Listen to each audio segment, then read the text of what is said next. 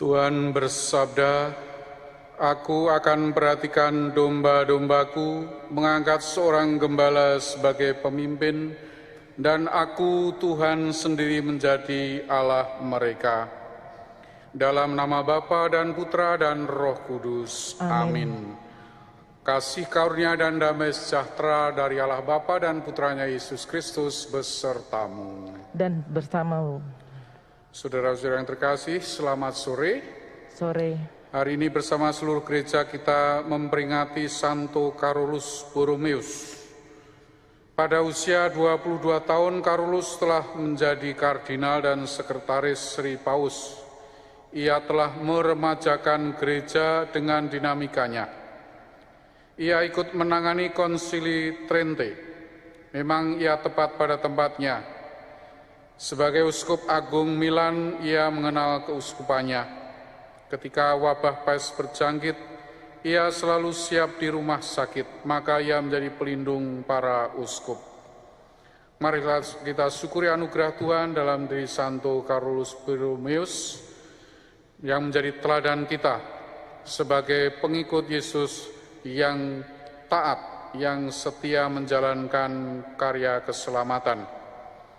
Kita mulai syukur kita dengan merendahkan diri hadirat Tuhan, sambil mohon ampun atas dosa dan kesalahan kita agar semakin layak ikut serta dalam perjamuannya. Marilah kita berdoa.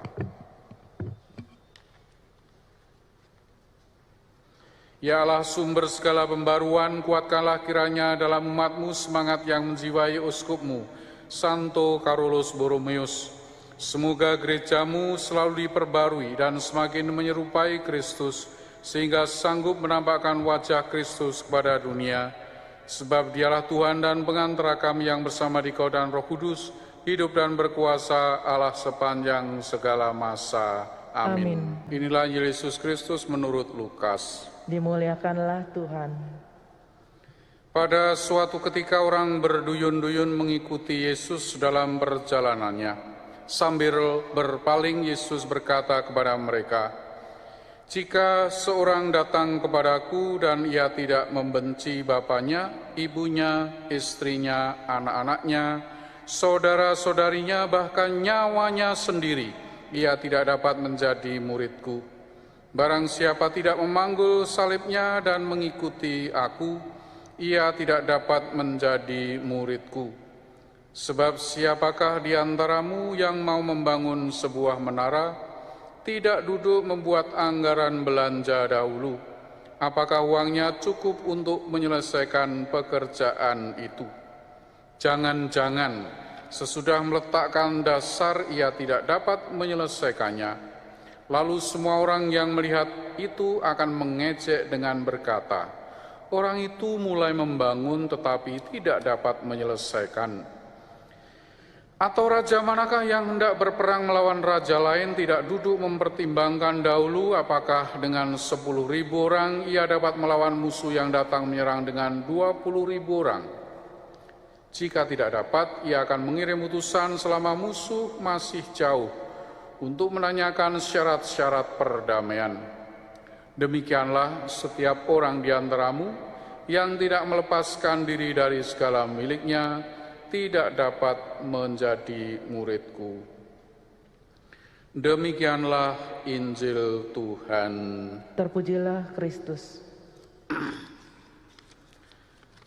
Saudara-saudara yang terkasih, bacaan Injil yang kita dengarkan tadi konteksnya adalah ketika Yesus berjalan menuju Yerusalem, di mana Yesus akan menderita sengsara, dibunuh dan wafat, dan orang berduyun-duyun mau mengikuti orang seperti itu.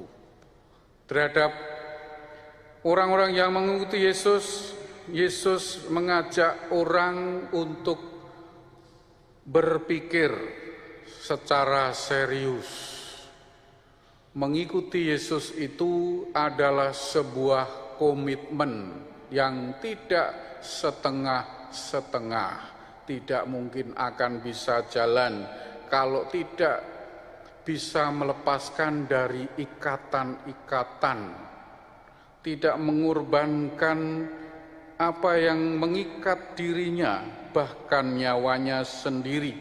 Dia menggunakan bahasa hiperbola, bahasa Semit, untuk menunjukkan supaya orang serius memprioritaskan Tuhan kalau mau sungguh-sungguh mengikuti Yesus. Tidak memilih yang lain daripada Tuhan. Tuhan diutamakan. Dan Tuhan Yesus juga mengajak orang memikirkan syarat-syarat lain. Termasuk di dalamnya adalah memikul segala macam akibat, resiko, tantangan ketika mengikuti Yesus. Dibahasakan oleh Yesus sebagai memanggul salib. Dan mengikuti Dia, di belakang Dia, maka tidak meminta memiliki pengalaman yang lebih daripada yang dialami gurunya. Selain itu, Tuhan Yesus mengajak orang memperhitungkan sungguh, melakukan perhitungan, kalkulasi, digambarkan seperti orang yang sedang mau perang atau membangun rumah. Artinya apa? Jadi pengikut Yesus itu harus waras, orang sehat. Orang yang waras itu bisa berhitung, bisa berkalkulasi, menghitung apakah aku mampu atau tidak. Dan orang waras itu adalah orang yang merdeka, orang yang bebas.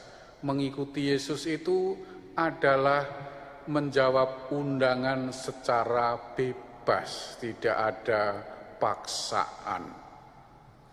Kita semua adalah para pengikut Yesus yang waras, yang sudah memutuskan mengikuti Yesus, pasti sudah berhitung, pasti sudah punya komitmen untuk tidak memilih yang lain melebihi Tuhan sendiri. Siap dengan berbagai macam tantangan, kesulitan dalam pergulatan hidup kita sehari-hari. Mari kita syukuri panggilan kita dan keputusan kita untuk berkomitmen tidak setengah-setengah mengikuti Yesus, atau dalam bahasa Paulus dalam bacaan pertama tadi adalah taat menjalankan keselamatan bersama Tuhan yang hidup bersama kita, yang hidup menyertai kita. Hal itu sudah ditunjukkan, dicontohkan oleh Yesus sendiri yang taat, tidak setengah-setengah menebus kita sampai ke Yerusalem. Mau contoh yang lebih manusiawi lagi ditunjukkan oleh Santo Carolus Borromeus, orang yang sejak muda umur 22 tahun sudah menjadi pejabat gereja dan membaharui gereja, terutama sebagai uskup Milan, juga sebagai sekretaris Paus. Mari kita teladan Carolus Borromeus yang giat, taat, dan berkomitmen sungguh menjalankan tugas-tugasnya. Kita semua masing-masing punya tugas di dunia ini, mari kita berkomitmen menjalankannya dengan sungguh seperti Tuhan Yesus yang sungguh-sungguh menjalankan keselamatan kita.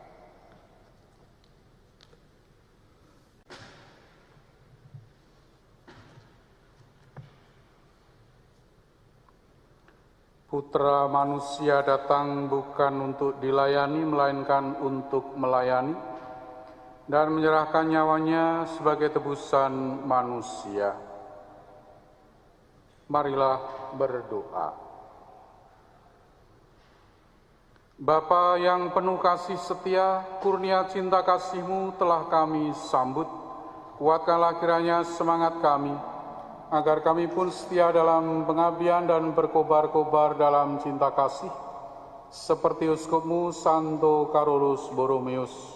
Demi Kristus Tuhan dan Juru Selamat kami. Amin. Amin. Tuhan sertamu. dan sertamu juga. Semoga kita sekalian dan semua orang yang kita doakan, seluruh keluarga kita selalu dilindungi, dibimbing, diberkati oleh Allah yang Maha Kasih, Bapa, Putra, dan Roh Kudus. Amin. Amin. Dengan ini perayaan Ekaristi kita sudah selesai. Syukur kepada Allah. Marilah kita pergi, kita semua diutus. Amin.